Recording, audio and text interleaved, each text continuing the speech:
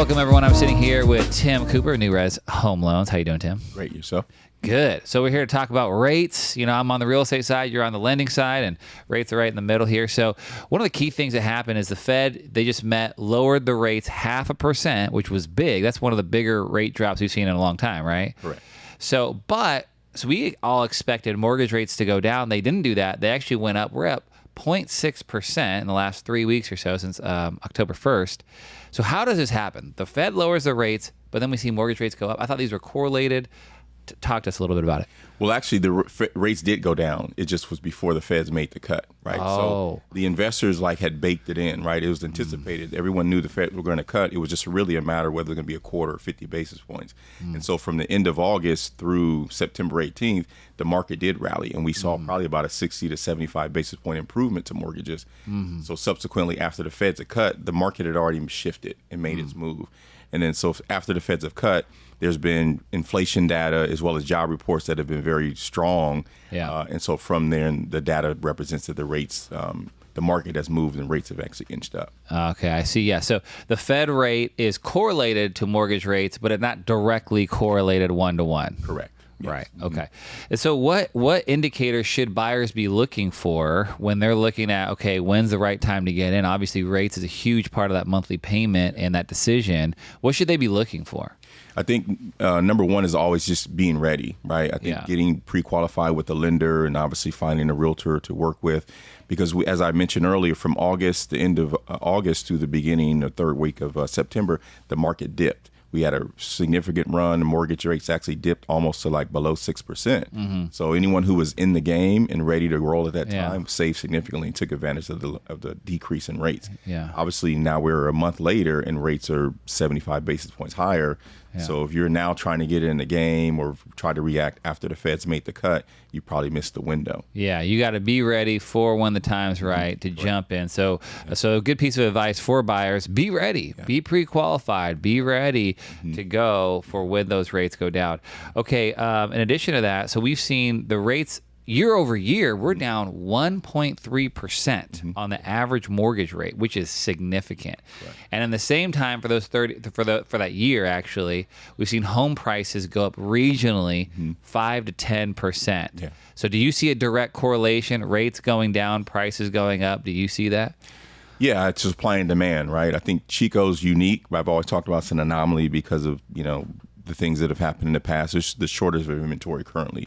But again, rates aren't going to move in a straight line. There's going to be peaks and valleys. So again, if you're ready and all of a sudden we see a dip and we see that right house, is going to be like the perfect storm for you to be able to take advantage of it. But I feel as rates reduce, we're going to see more competition, more people moving off the sideline. So then we're going to not say price wars as we saw in the pandemic, but obviously it's going to be more competition. Yeah, because I think there's a lot of people, and correct me if I'm wrong, that are sitting in a house they bought maybe in 2020. They bought anything they could. Rates are 3%. Yeah.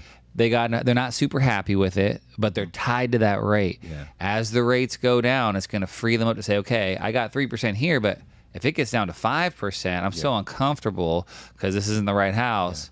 I'm going to make. Do you see a lot of that?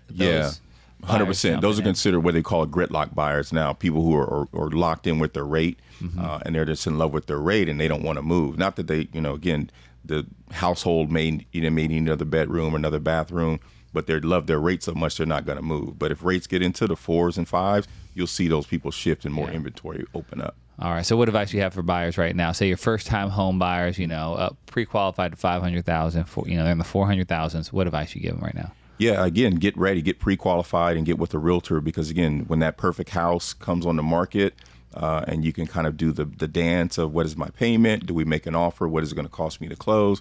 So having the information is just extremely important, And in the information age, to walk around not knowing what you're qualified for or what you can afford or what your payment is like, it's crazy. Yeah. Crazy. It's information age. Get informed. Get pre-qualified. Know what you're... Now, talk for someone who's in their house. They've been in there 4 years now. They bought in 2020. They felt like they were a little bit rushed. They won out against 10 other buyers. There's a lot of those folks out there. What advice you give to them? Yeah, many of them probably have equity, right? So they should also get pre-qualified and say, hey, if I move up or I look into a different home, how much equity do I have, what is going to cost me to close, and what my payment would be. So if you can trade out payments and then maybe upgrade the home and get that extra bedroom, bathroom, maybe it's a great time for you. So get pre-qualified on one side, and if you own a house, kind of understand what your value is, and understand and a lot of agents will do this for you. They'll look at comparative market analysis, say based on these comps that sold in the last 6 months in your neighborhood, your house is probably at 700,000 or 800,000 or 650 or whatever it is. Correct.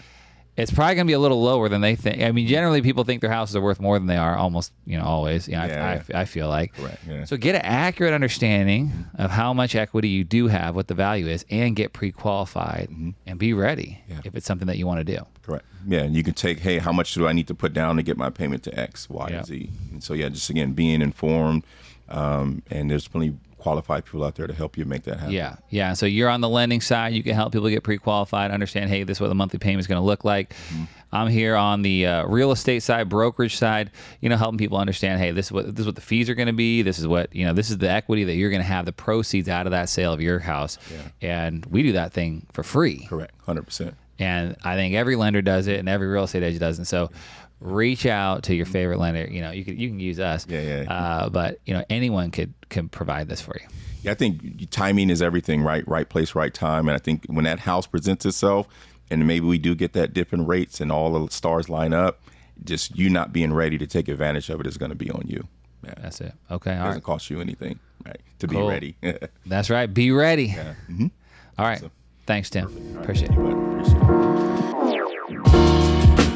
it.